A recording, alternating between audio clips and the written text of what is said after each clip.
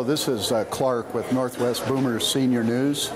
We're here today in Canby, and we're at the Antique and Collector Show, and we look forward to meeting a number of people today, and we hope that this is informative for you, that you'll come out at these type of events in the future. Nancy Leaf.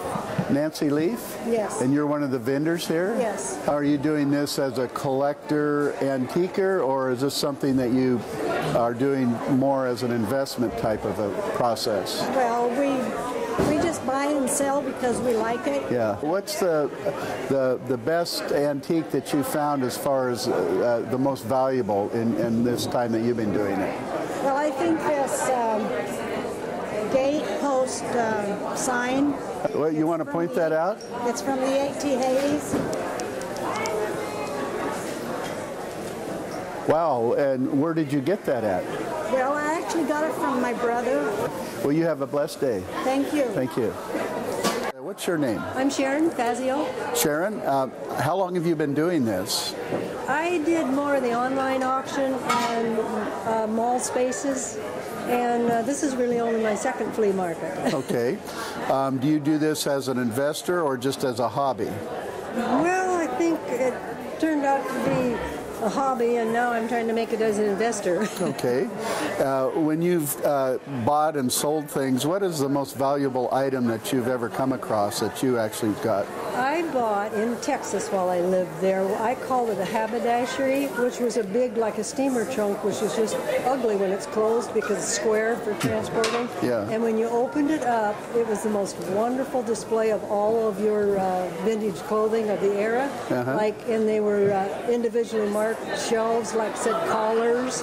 It had a beveled mirror. It had steel or metal racks on the bottom for shoes. And I made about $1,500 on that. Wow, how old was it? Well, the steamer era, would that be... 1800s? Yeah, it would be. Yeah, sure. Okay. Well, it's good to talk with you today. Great. Thank you for coming. Yeah. Nora Clark. I'm with Canby Historical Society. And how long have you guys been putting this event on? We have been hosting flea markets here at the Clackamas County Fairgrounds Event Center for about 11, 12 years now. Well, we appreciate your time today, and you have a good day. Well, thank you. Bye. Thank you. Bell. Paul Bell? Yeah, I have a little booth. I call it Affordable Treasures. Okay. Strange things. You want to see strange things? Well, can we take a look at your stuff? Yeah, I'll show you the weirdest things ever. Okay. Well, that's a neat picture of the aircraft carrier. Yeah, this guy makes pictures also for the military. So, this strange item, what would you do with that? Well, they would drill a hole in the tree, and they would whack this in with a wooden mallet and hang a bucket on there, and that's what you get maple syrup. Maple syrup from. A tap. This would be for the East Coast, from Maine.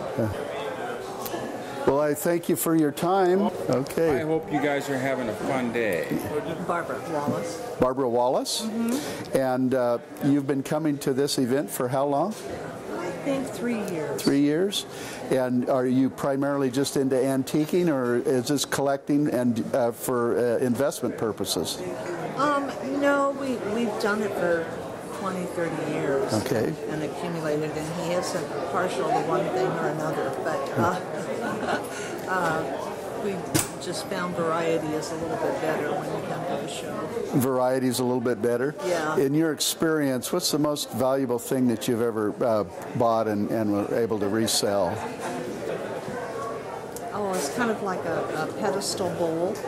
And that was kind of nice. We bought it for hardly anything because they didn't know what they had, and we brought it to a show and sold it. It was really... Yeah, I've heard that story before. If you're a collector and you can see something valuable, it might be sold for 50 cents and it might be worth a couple $100. Yeah, right. Yeah. Thank you for your time today. Thank you.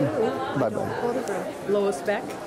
And you are one of the vendors here today? Yeah, long-time vendor. What's the difference that you think is the difference between a collector and just somebody that's just in antiquing? I think you understand the conservative level. You're just a conservator for the next collector. Okay. You're looking for, you're learning. It's a very definite learning process. Do you have a particular forte that you like to collect certain items? I actually was a teddy bear maker Oh, while I raised my kids. oh, okay. And so then now, as the conservator, then I repair very old teddy bears Okay. and have a website. You said you had a website? Do you want to tell us what that is? It's just Lois Beck. LoisBeck.com. Yeah. Okay. Well, thanks for your time today. All right. Bye. Enjoy. Yes.